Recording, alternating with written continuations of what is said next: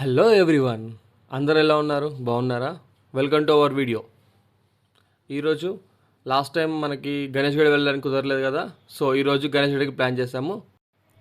చలో let's go to Ganesh గడ్డ.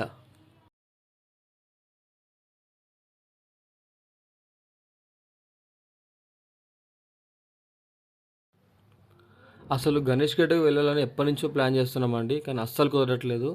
కానీ ఈరోజు కుదిరింది, వెళ్తున్నాము.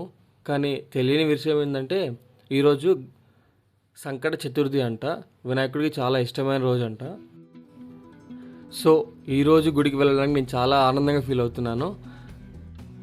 ఎప్పటి నుంచో ప్లాన్ చేసుకుంటే ఆ వినాయకుడు మమ్మల్ని పిలిపించుకోలేదు. సో ఈ రోజు కోసమే అనుకుంటా మమ్మల్ని ఆపింది. మీలో కూడా ఎవరైనా గణేష్ గడ్డకి వెళ్ళుంటే కింద కామెంట్ చేయండి.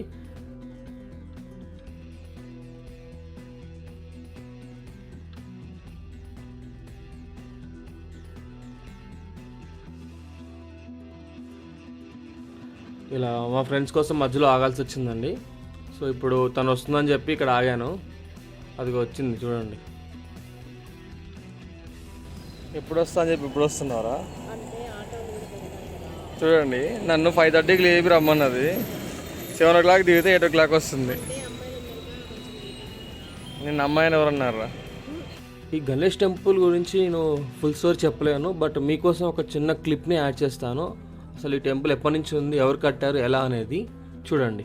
ప్రాచీన రుద్రారం అరణ్యంలో కర్ణాటకకు చెందిన భక్త శివరామ భట్టు తన భక్తితో ఒక సంకటహర చతుర్థి నాడు ఒక సహజ రాయి నుండి స్వయంభూ వినాయక విగ్రహాన్ని ప్రతిష్ఠించాడు. శతాబ్దాలు గడిచాయి. ఈ ఆలయం శిథిలమై విగ్రహం మరుగున పడింది. మఖం దాస్ అనే భక్తుడికి గణపతి దర్శనమిచ్చి విగ్రహాన్ని వెలికితీసి ఆలయాన్ని పునర్నిర్మించమని ఆదేశించాడు. మఖం దాస్ ఆజ్ఞను పాటించి ఆలయాన్ని పునరుద్ధరించాడు. ఇక్కడ గణపతి విగ్రహం అరుదైన సింధూరం రంగులో దక్షిణాభిముఖంగా ఉంటుంది. నేడు ఈ ఆలయం భక్తికి కేంద్రం. భక్తులు 11 ప్రదక్షిణలు చేసి కోరికలు కోరుకుంటారు. అవి 41 రోజులలో నెరవేరుతాయని నమ్ముతారు. నెరవేరిన తర్వాత 108 ప్రదక్షిణలు చేస్తారు. సంకటహర చతుర్థి, వినాయక చవితి వంటి పండుగలు ఘనంగా జరుపుకుంటారు. ఈ టెంపుల్ కంప్లీట్ స్టోరీని నేను డిస్క్రిప్షన్లో పెడతాను, చదవండి. హాయ్ ఫ్రెండ్స్, ఈరోజు గణేష్ గడ్కి వచ్చాము. ఈరోజు సంకట చతుర్థి అంట. ఇక్కడ పూజలు బాగా చేస్తారంట. మాకు తెలియదు అసలుకి, ఇప్పుడే చెప్తుంది మా ఫ్రెండ్ నాకు. సో తను చాలాసార్లు వచ్చిందంట. అదే మొక్కితే నెరవేరుతాను. నెరవేరిన తర్వాత 108 ప్రశ్నలు చేయాలంట. చూద్దాం ఎలా ఉంటుందో లోపల.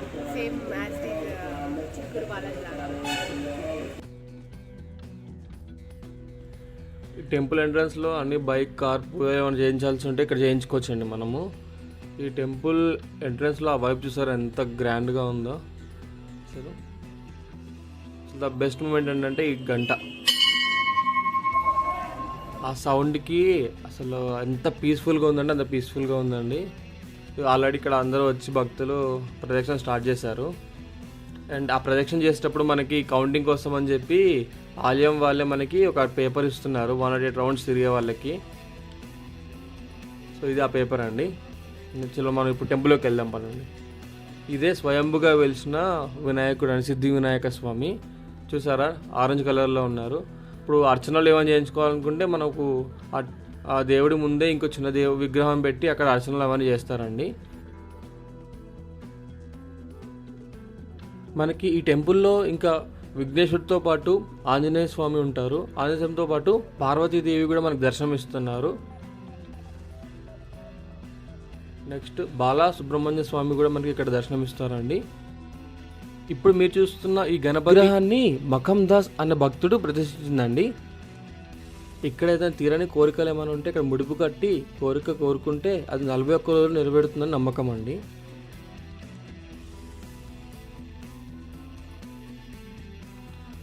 ఇందులో మనకి శివుడి టెంపుల్ కూడా ఉందండి. ఇక్కడ ముడుపులు కట్టే దగ్గర మనకి నాగమ్మ తల్లి ఉంది. మీలో ఎవరైనా టెంపుల్కి వెళ్ళి ముడుపు కట్టుంటే కింద కామెంట్ చేయండి. అంతే, ఈ గుడి గురించి మీకు ఇంకేమైనా తెలిస్తే కింద కామెంట్ చేసి మన యూట్యూబర్స్ అందరికీ తెలియపరచండి. ఈ టెంపుల్లో హోమాలు కూడా చేయించుకుంటున్నారండి. ఇక్కడ మేము వచ్చినప్పుడైతే ఇక్కడ హోమం జరుగుతుంది.